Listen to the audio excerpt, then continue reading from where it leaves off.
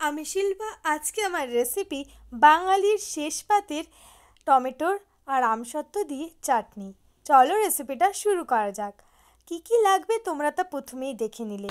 Tomato, কাজু, কিশমিশ, খেজুর আর আমসত্ত্ব। প্রথমেই কড়াইতে আমি সর্ষের তেল দিয়ে গরম করে তাতে 5 ফোড়ন, শুকনো লঙ্কা, টমেটো, স্বাদমতো নুন আর হলুদ গুঁড়ো দিয়ে ভালো করে নাড়াচাড়া করে নেব। ভালো করে দেখো হালকা নাড়াচাড়া করে নিতে হবে। তারপর আমি এতে একটু পরিমাণে জল দিয়ে নিয়েছি। তারপর আবারও ভালো করে টমেটোটা নাড়াচাড়া করে নিতে হবে। এরপর হালকা ফুট ধরলেই কিন্তু ঢাকা দিয়ে রাখতে হবে 10 মিনিট মতো। এরপর ঢাকা খুলেই দেখবে টমেটোটা কিন্তু নরম হয়ে এসেছে।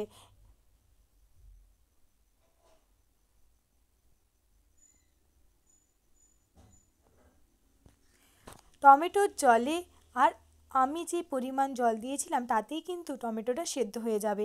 এরপর আমি আরও চাটনির জন্য 1 বাটি জল নিয়েছি। তোমরা যতটা পরিমাণ চাটনি বানাচ্ছ সেই অনুপাতে জল দেবে। এরপর আমি এতে আমসত্ত্বগুলো দিয়ে দিয়েছি। আমসত্ত্বগুলো আমি কিউব করে কেটে রেখেছিলাম। ভালো করে মিশিয়ে নিয়েছি আবারও। তোমরা তোমাদের মতো সাইজের কেটে নিতে পারো আমসত্ত্বগুলোকে। এরপর আরও 10 মিনিট আমি এটা ঢাকা দিয়ে রেখে দেব। এরপর ঢাকা খুললেই দেখবে আমসত্ত্বর সাথে কিন্তু টমেটো একদম মাখামাখি অবস্থায়। এরপর তাতে খেজুর দেব, কাজু, কিশমিশ এবং স্বাদ মতো চিনি। চিনিটা তোমরা একটু দেখে দেবে, কারণ আমসত্ত্বতে যথেষ্ট মিষ্টি আছে, খেজুরে এবং টমেটোর মিষ্টি আর টক, এই দুটো যেন ব্যালেন্স হয় সব কিছুর সাথে।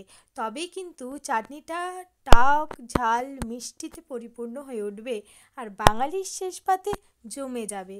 তোমরাও বাড়িতে একবার ট্রাই করে আমায় কমেন্ট বক্সে জানিও। যারা এখনও আমার ইউটিউব চ্যানেল সাবস্ক্রাইব করনি, যাও সাবস্ক্রাইব বাটনে ক্লিক করে এসো। লাইক শেয়ার কমেন্ট করতে ভুলবে না।